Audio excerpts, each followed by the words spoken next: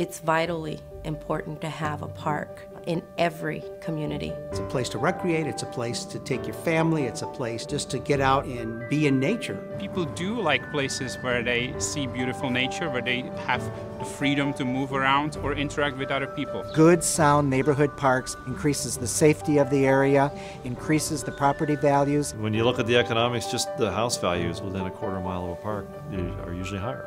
There's a benefit for living next to an open green space or a natural desert space. We want to leverage existing investment that the city and our private partners and our other community partners have already made. The parks and the open spaces and the threads of green spaces could weave and connect these communities, and tying all the pieces together for economic development.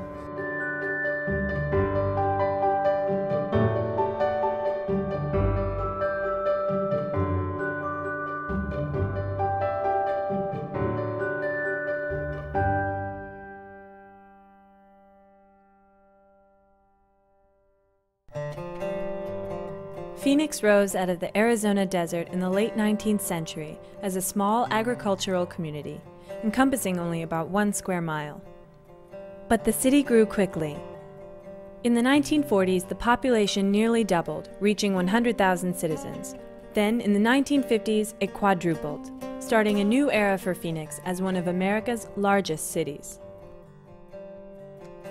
For all intents and purposes, Phoenix is about a 60-year-old city. It really evolved after the Second World War, and a couple of things helped to create its growth. One was the vast number of military training facilities that were here for World War II, and the number of people that came through decided they wanted to come back. So in the mid-40s to the mid-50s, we had an abundance of affordable home stock. And so that was kind of the first layer of our suburb.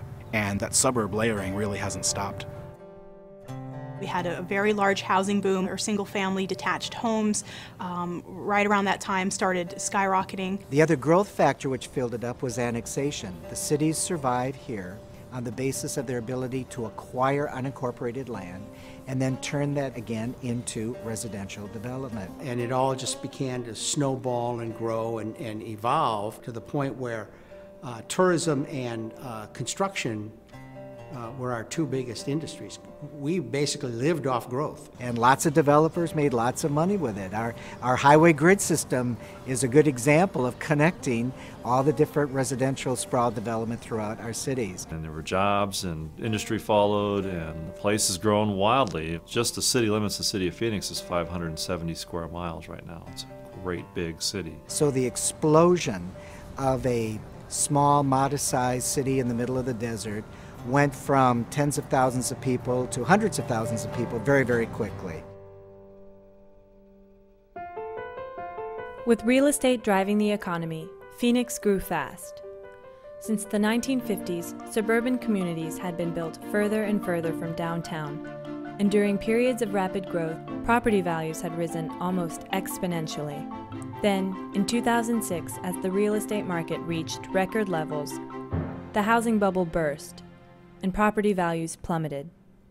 Everything happened all at once. It just, beginning of 2006, the faucet was turned off, and people started retrenching and retracting, and then it was obvious by the middle of 06, and by 07, it was crystal clear that it stopped. Phoenix was one of those cities that got hit hardest by the foreclosure crisis. And I think the reason for that is we maybe relied too much on home building for too long, and I think eventually the lack of diversity in our economy caught up to us. We went to being one of the most affordable housing markets in the country, and that was totally unsustainable. There was no way, because we didn't have the income stream in terms of families' income to support that ramp up of costs. We overbuilt, the bubble broke, and lots of subdivisions that have been built just in the last 10 years are now in foreclosure.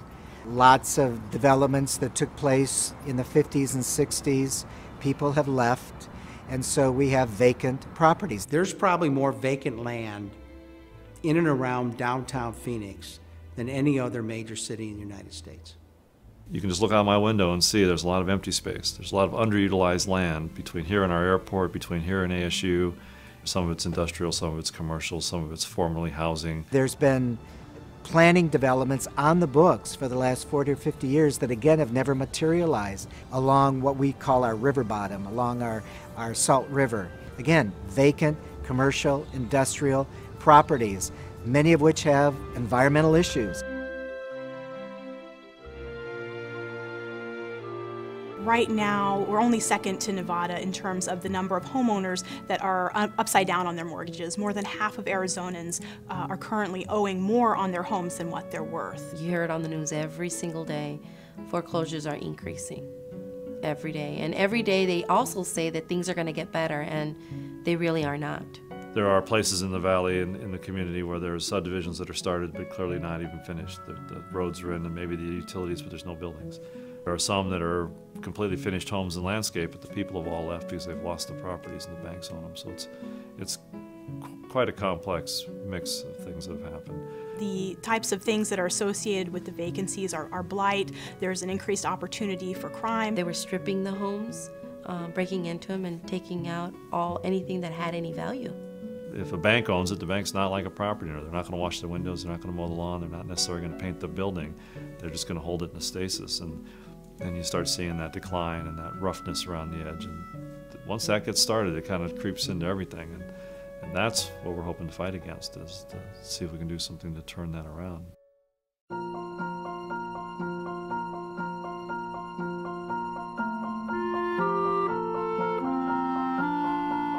People are beginning to see the erosion of quality of life and are wanting to participate in a broad-scale movement to reclaim ownership in these common spaces. Parks improve the quality of life so much in all cities, but I don't always think that people take into account the economic value of parks. They make a neighborhood desirable to live in. They make several neighborhoods desirable to live in, which makes your city desirable to live in. Whether they're linear parks like a river bottom, bike trail parks, properly maintained, properly vegetated, properly programmed, that incurs economic value around it. Whether it be in tax bases, new industry coming to Arizona and Phoenix in particular. Parks and open space are solution multipliers. They solve a lot of problems with one single investment. The benefits of parks are endless. And when you stop and really think about it, it's an amazing list of benefits. Health, wellness, environmental, economic drivers, educational benefits. They help with the carbon footprint issue, they help with storm drain, they help with the environment, they help with urban cooling. In the summer heat, urban heat island can add up to 9 degrees of temperature to our already quite hot summertime. Being an old engineer, it's the simple laws of thermodynamics that you get this mixing and the hot air gets released and the cold air replaces it. So you get this cooling effect. So in essence, you make a reduction in the overall impact. You've got individual benefits, you've got safety benefits, you are creating a sense of place, a sense of image, you are contributing to the well-being of the community so that the park itself serves as a centerpiece. The core guiding principle for healthy and vibrant communities is to have connectivity, and that's one of the powerful roles of parks, is people are beginning to discover they have ownership in these common spaces.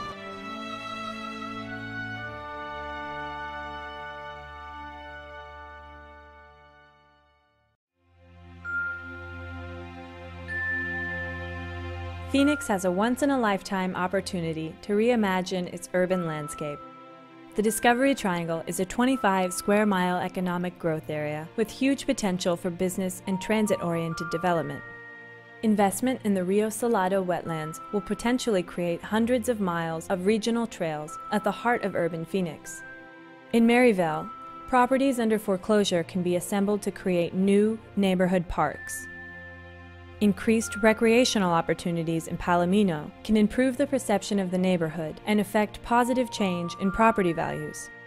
Together, transforming the city's red fields into green fields will increase the quality of life and revitalize the economy, thus growing a healthier, more livable, and prosperous Phoenix. In any city, there's no way that we can say that it wouldn't work, because green open space is an asset to any community.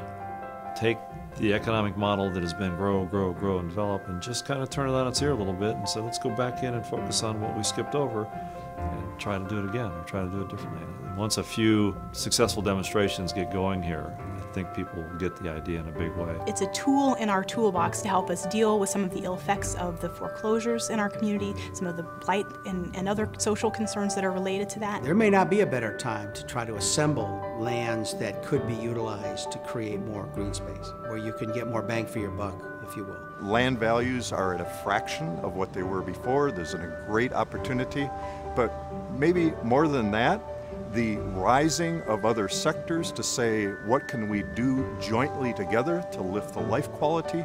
People are ready to connect, and that's perhaps the biggest opportunity right now.